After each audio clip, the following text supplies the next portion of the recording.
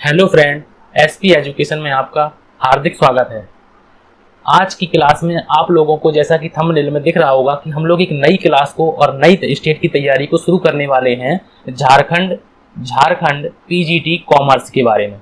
बच्चों ने कमेंट किए हैं कि सर झारखंड पीजीटी और हरियाणा पीजीटी की भी तैयारी करा दीजिए, तो उसी को ध्यान में रखते हुए अब हम लोग नई क्लास को शुरू करने वाले हैं। लेकिन जो यूपी टीजीटी और पीजीटी की जो क्लासेस चल रही हैं वो हम लोगों की कंटिन्यूअस चलती रहेंगी। ये भी क्लासें अब हम लोग जल्द से जल्द लेकर आने वाले हैं। पीजीटी का भी सिलेबस हम लोग एक तरीके से कराने वाले हैं, शुरुआत करने वाले हैं। ये जो आप लोगों को थंबनेल दिख रहा होगा कि 2022-23 हम लोग क्लास को पूरी कोशिश करेंगे कि आप लोगों की एग्जाम से पहले कुछ तो तैयारी करवा दें आप लोगों की, ठीक है। तो हम लोग अगर करने वाले हैं तो सबसे पहले समझेंगे कि झारखंड पीजीटी में सिलेबस क्या है और सिलेबस के अकॉर्डिंग हम लोग काम करेंगे। तो हम लोग समय को खराब नहीं करेंगे सबसे पहले हम लोग बात करेंगे सिलेबस की। तो सिलेबस में जैसा कि सिलेबस में अगर हम लोग बात करें तो सिलेबस में जैसा कि आप लोगों को स्क्रीन पर लिखा हुआ है सिलेबस, इसको हम लोग थोड़ा सा जूम कर लिया है हम लोगों ने, एक सेकेंड। तो हम लोग अगर बात करें तो इसमें लिखा हुआ है सब्जेक्ट, ठीक है। पीजीटी में आप लोग याद रखिए कि आप लोगों के मेन पेपर में 2 एग्जाम होंगे, तो 2 एग्जाम में ये कॉमर्स का भी सब्जेक्ट का भी आप लोगों का एग्जाम होगा।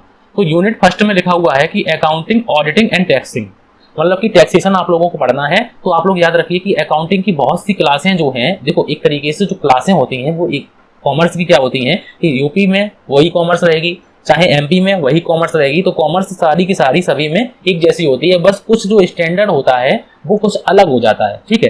तो आप लोग याद रखिए कि ऑडिटिंग की कुछ क्लासें हो चुकी हैं, तो उसको आप लोग देख लीजिएगा कि मैंने एक प्लेलिस्ट बना दी है, उसमें आप लोग वहां से ऑडिटिंग की क्लास को देख लीजिएगा। और जो आप लोगों के सब्जेक्ट रह गए हैं, जो टॉपिक रह गए हैं, उनके भी बारे में हम लोग क्लास को डालेंगे। तो अकाउंटिंग की और ऑडिटिंग की कुछ क्लासें हो चुकी हैं, हम लोग करेंगे टैक्सेशन की भी क्लास करेंगे। तो ये फर्स्ट यूनिट जो लिखी हुई है इसमें अगर हम लोग आपको देखें, एक सेकेंड,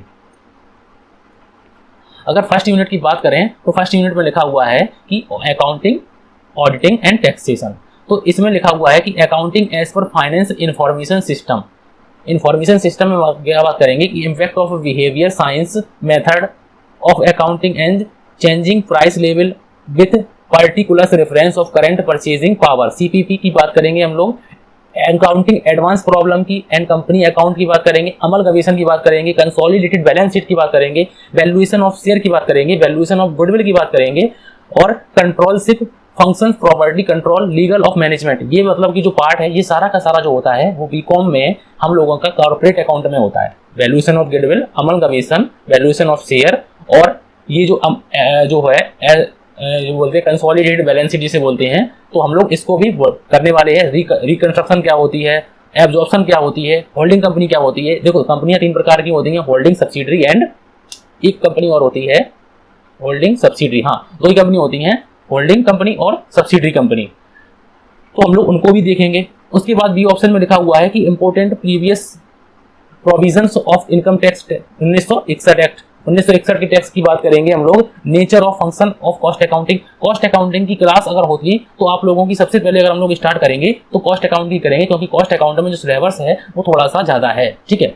तो इनकी अपेक्षा थोड़ा सा कॉस्ट अकाउंटिंग में सिलेबस ज्यादा है कि फीफो मेथड क्या होती है, जॉब कॉस्टिंग क्या होती है, और हम लोगों की मार्जिनल कॉस्टिंग क्या होती है। इनके बारे में हम लोग एमसीक्यू की बात करेंगे और उसके साथ में कुछ न्यूमेरिकल भी बात करेंगे, जिससे आप लोगों को न्यूमेरिकल से अगर पूछा जाता है एमसीक्यू तो आप लोगों को आ जाए। जैसे कि मान लो फीफो मेथड में पूछा जाए कि फीफो मेथड आप लोगों का कब अच्छा रहेगा, फीफो मेथड जब मूल घटते हो तब अच्छा रहेगा कि फीफो मेथड बढ़ते हो तब अच्छा रहेगा। तो इस प्रकार के एमसीक्यू पूछे जा सकते हैं, उनको भी हम लोग देखेंगे।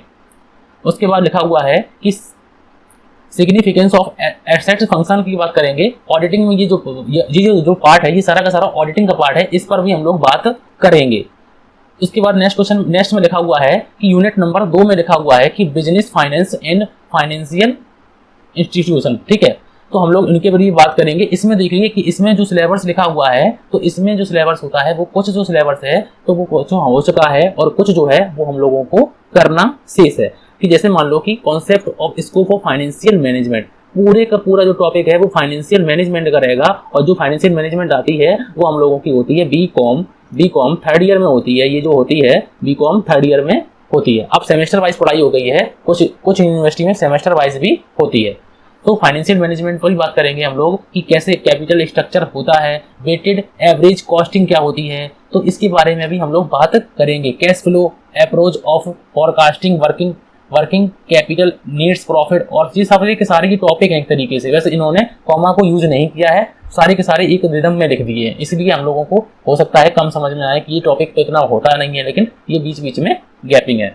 उसके बाद समय को ज़्यादा खराब नहीं करेंगे, बस 5 मिनट में और 2-4 मिनट में हम लोगों ने सिलेबस को जान लेना है, हमें फालतू का टाइम आप लोगों का नहीं गंवाना है, ठीक है। तो जो आप लोगों की पुरानी बुक रखी हो बीकॉम की, उनको भी आप लोग साथ साथ पढ़ते रहिए, जिससे कि आप लोगों को झारखंड पीजीटी की क्लास जो तैयारी है वो और अच्छी हो सके। जो क्लास जो हम लोगों ने प्रीवियस ईयर मतलब कि जो बीकॉम में किया हुआ है उसको भी हम लोगों को साथ साथ में रिवीजन करते रहना है। कि organisation and differences of Indian money market, structure of assets and liability of commercial bank, इनके बारे में बात जानेंगे कि बैंक के बारे में होता क्या है, बैंक कब बने, हम लोगों की कमेटी क्या क्या होती है, कौन सी बैंक स्मॉल बैंक होती है, कौन सी बैंक जो होती है पेमेंट बैंक होती है, कितनी बैंक है हम लोगों की, जैसे मान लो कि कितनी बैंक है हम लोगों की राष्ट्रीयकृत बैंक है, नेशनलाइज बैंक कितनी है हम लोगों की, और प्राइवेट बैंक कितनी है, तो उनके बारे में भी हम लोग बात करेंगे। उसके बाद नेक्स्ट क्वेश्चन नेक्स्ट में लिखा हुआ है कि provision of negotiable instrument act 1881, तो इस पर भी हम लोग बात करेंगे। Crossing and endorsement with particular reference, तो इस पर भी हम लोग बात करेंगे। सिलेबस बहुत ज़्यादा है, कोशिश करेंगे पूरी की पूरी ताकत लगाएंगे आप लोगों को सिलेबस कराने की, ठीक है। और कुछ सिलेबस जो है वो पूरा मतलब कि कुछ जो चीज़ें हैं वो आप लोगों की साथ ही साथ सभी स्टेट में जो एक जैसी होती हैं उसमें हो जाएंगी हम लोगों की। ऑर्गेनाइजेशन थ्योरी की बात करेंगे तो nature and concept of organisation, तो इस पर भी हम लोग बात करेंगे कि ऑर्गेनाइजेशन में क्या होता है, कि organisation goals, primary and secondary goals क्या होते हैं, सिग्नल ऑफ मल्टीपल गोल्स क्या होते हैं, एंड मेंस चेंज ये क्या होती हैं, स्ट्रक्चर लाइन क्या होती हैं, स्टाफ क्या होती हैं, फंक्शंस, ये सारे के सारे जो होते हैं वो भी हम लोग बात करेंगे। इवैल्यूएशन ऑफ ऑर्गेनाइजेशन थ्योरी, इन पर भी हम लोग बात करने वाले हैं।